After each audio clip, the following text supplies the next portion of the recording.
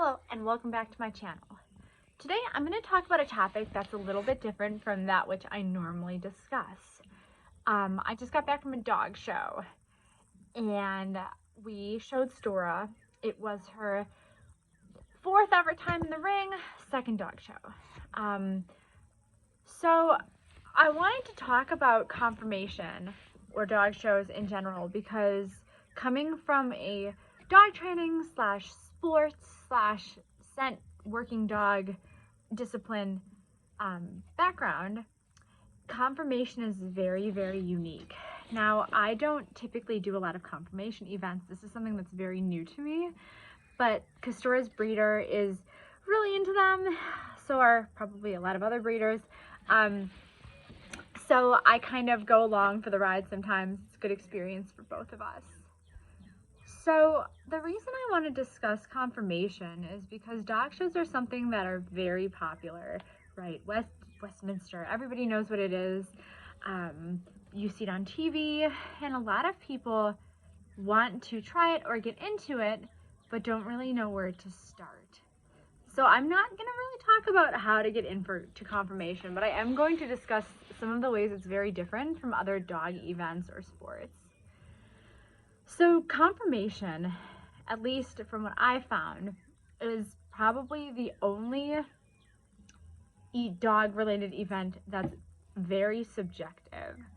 So every breed in AKC has certain standards, right? They should be a certain size, or coat should look a certain way, or feet, or slope of the back, or bite.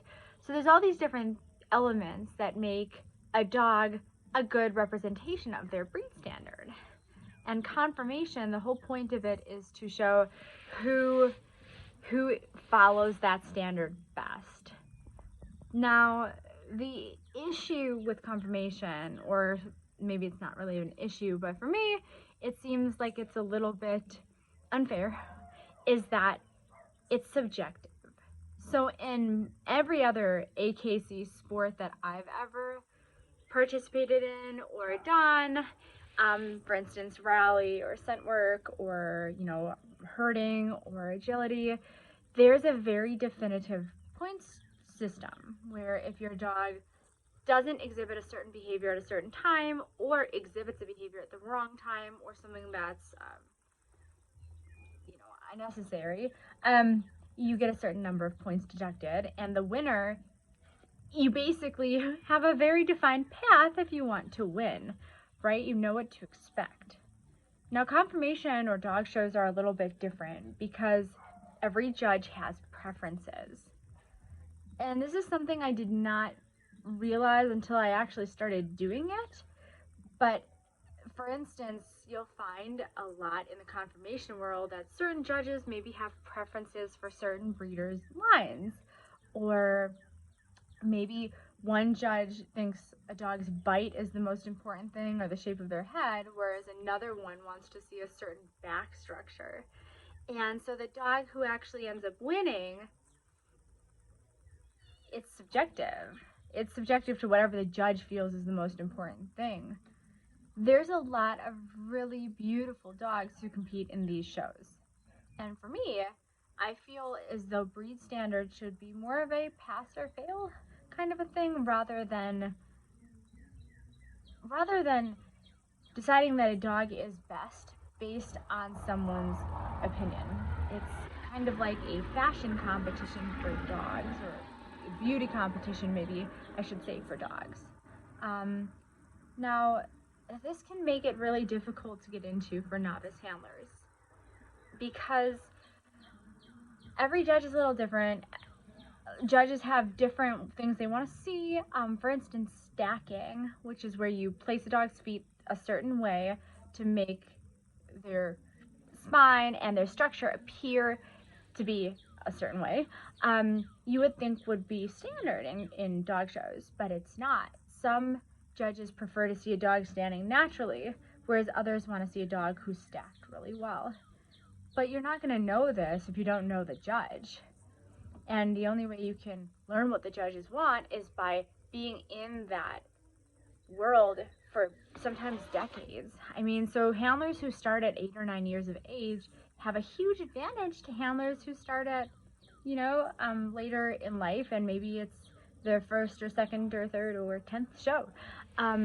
It seems like it takes a long time to learn simply because of the fact there's no definitive path for winning.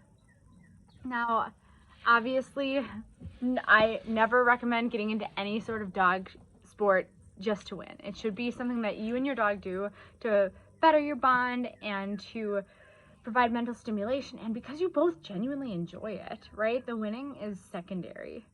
Now, this being said, for breeders who are placing a large amount of emphasis on what the judges say, it's going to be important that you win at least at one point, or at least, title or whatever.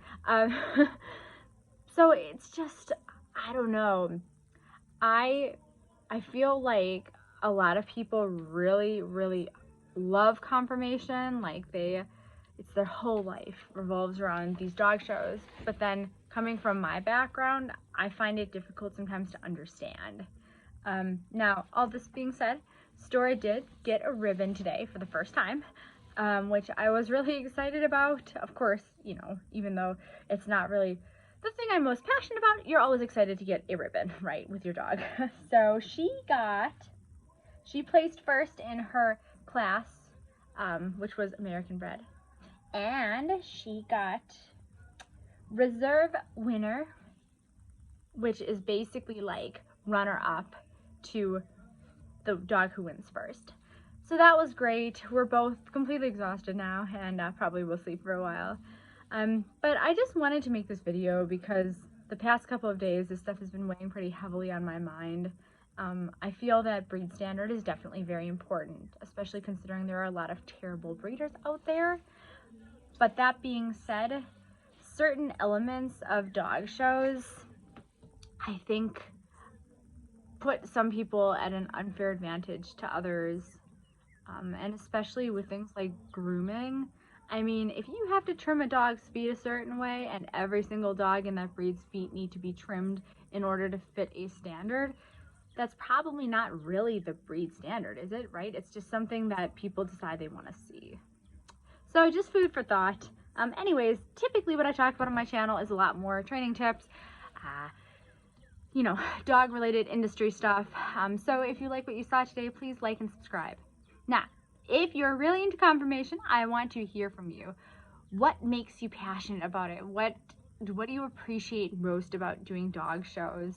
As somebody who has not done many of them, I am always wanting to learn more, and I like to hear different perspectives. So please comment below, and I will see you soon. Thanks for watching.